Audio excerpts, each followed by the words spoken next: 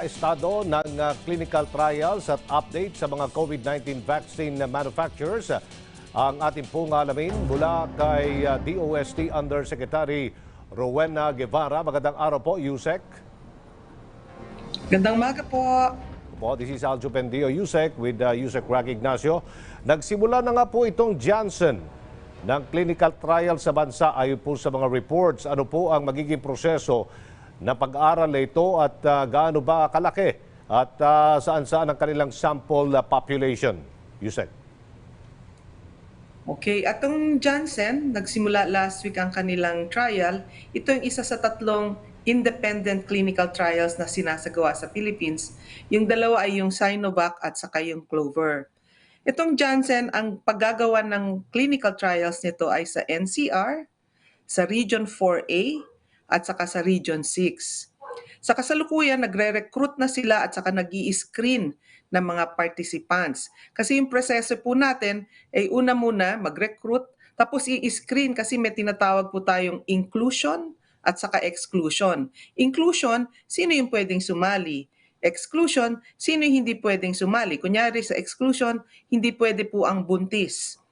Pagkatapos po niyan ay i-enroll na po sila pag pumasa sila sa screening at saka po matuturukan na po ng bakuna. Pagkatapos maturukan po, mayroon pong follow-up visits para makita kung kamusta naman yung naging pagkakaroon niya ng antibodies doon sa COVID-19. May mga side effects po bang naiulat sa naging so far clinical trials ng kumpanyang Janssen sa ibang bansa? Yusek? Sa ibang bansa may mga nare-report, pero kasi ang proseso natin ng ganyan, pag may ni-report, iimbestigahan muna kung talagang ang sanhi ay yung pagbabakuna or may ibang sanhi. Sa ngayon, wala pa namang mga adverse events na nare-report sa Janssen. Opo. How about po yung pagmomonitor ninyo ng pamalaan?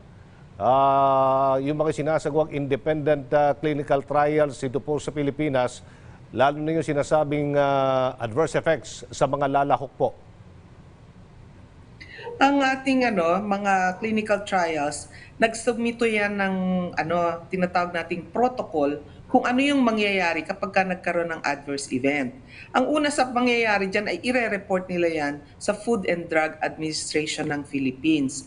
At ngayon, i-analyze kung ano nga yung naging sanhi ng adverse event. At ire-report yan. Tapos, dito sa Philippines, pagka may nangyaring ganyan, yung pag-hospitalize, kung sakali mang ma-hospital yung ating volunteer, ay sagot yan ng kumpanya na nagko-conduct ng clinical trial. Okay, so babakunahan ba sa ilalim naman ng vaccination program ng pamalaan ng mga sumailalim na sa mga clinical trials, yung mga volunteer? Ganito po, ang ating clinical trials, yung unang posibilidad po ng protocol niyan ay kalahati ng mga volunteers ay placebo o hindi bakuna yung ilalagay. Yung kalahati, ang i-inject sa kanila ay yung vaccine. Pag natapos na lahat ng clinical trial study, mga 6 months to 1.5 years, saka natin malalaman sino yung binigyan ng placebo at sino yung binigyan ng vaccine. Pagka ganun, saka palang pwedeng bakunahan yung mga placebo ang naibigay. Ngayon, tungkol sa pagsali sa pagbabakuna ng gobyerno, dahil meron po tayong priority kung sino yung mga babakunahan. Una po yung healthcare workers, hindi na po natin sila pinapasali dito sa ating clinical trials kasi babakunahan naman po talaga sila ng gobyerno. Hindi daw po ba pwedeng tapusin muna natin yung clinical trials, Yusek, bago natin simulan yung rollout ng bakuna? Paano po maaaring makakaapekto ang clinical trials sa ating vaccine rollout? Itong ating vaccine rollout, pinili po natin kung saang sites yan, Tapos ito naman pong clinical trial, pinili rin po natin kung saan ang site. Ang kaibahan po, yung ating vaccine rollout, ang pinipili natin ay yung sinong babakunahan based sa priority ng gobyerno.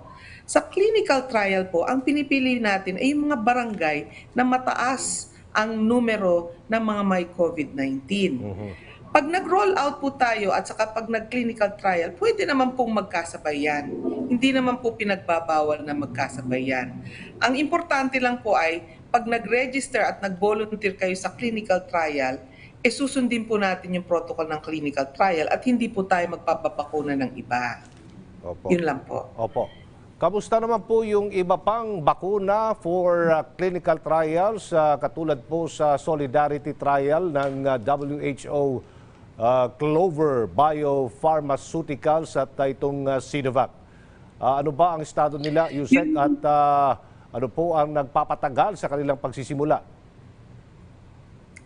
Yung pong Sinovac at saka yung pong Clover, Opo. tinatawag po nating independent clinical trial yan. Nasa last stage na po sila ng preparation ng kanilang sa trial sites. At malapit na rin pong magsimula yung dalawang yan. Kaiba naman po yung WHO Solidarity Vaccine Trial. Opo. Ito pong Solidarity Vaccine Trial ay inapprove po yan ng ating IATF na sumali ang Pilipinas. Kailangan po kasi nating tumulong sa world effort ng paghahanap ng mga bakuna.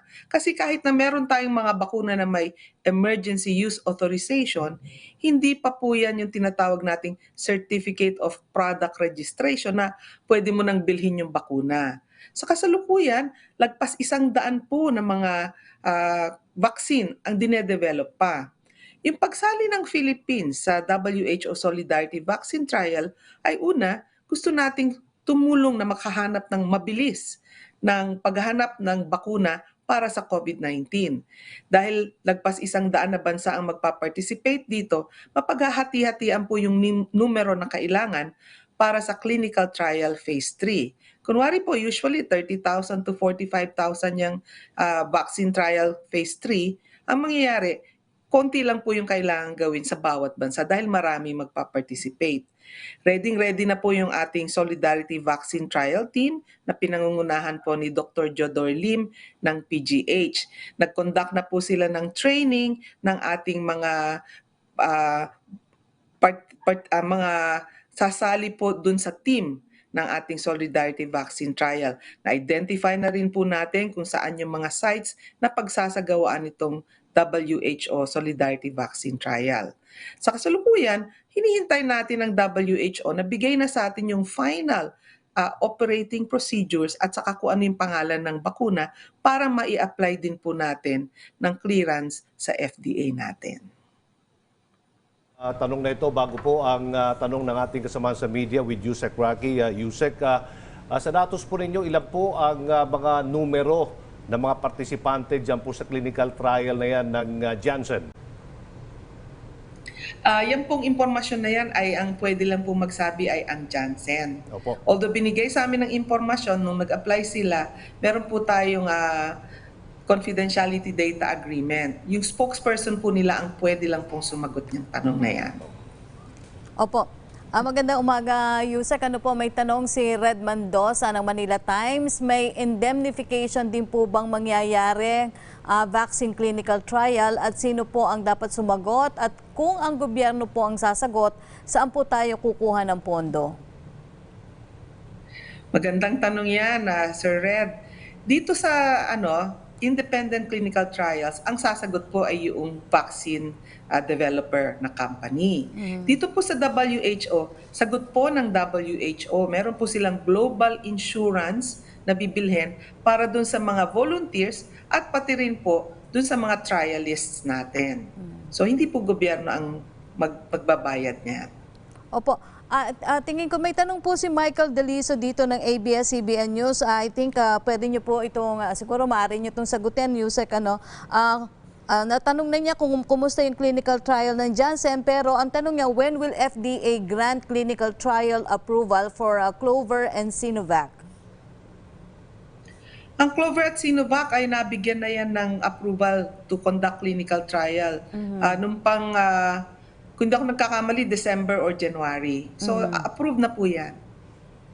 So, magsasagawa rin po sila sa ating bansa, Yusek? Yusek Rocky, naputol yung umpisa ng tanong mo. Opo. So, maaari rin po ba silang magsagawa ng clinical trial dito sa ating bansa, Yusek? Yung Sinovac at saka yung Clover ay nagsasagawa na. Nagpa-finalize na sila ng preparation ng kanilang trial sites. Okay, kunin ko na lamang po ang inyong mensahe sa ating mga kababayan, Yusek.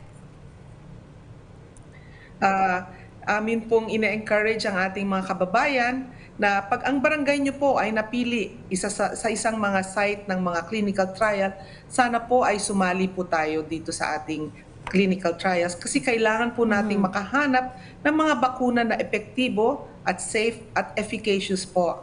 At gusto ko rin po sana na himukin ng ating mga kababayan na labanan natin ang pandemic at labanan din po natin ang infodemic. Humanap lang po ng mga tama at totoong mga impormasyon, lalo na po ito pong galing sa DOH. Ang tawag namin dyan ay DOH Certified Information. Maraming salamat po. Maraming salamat po sa inyong panahon, DOST Undersecretary Rowena Guevara.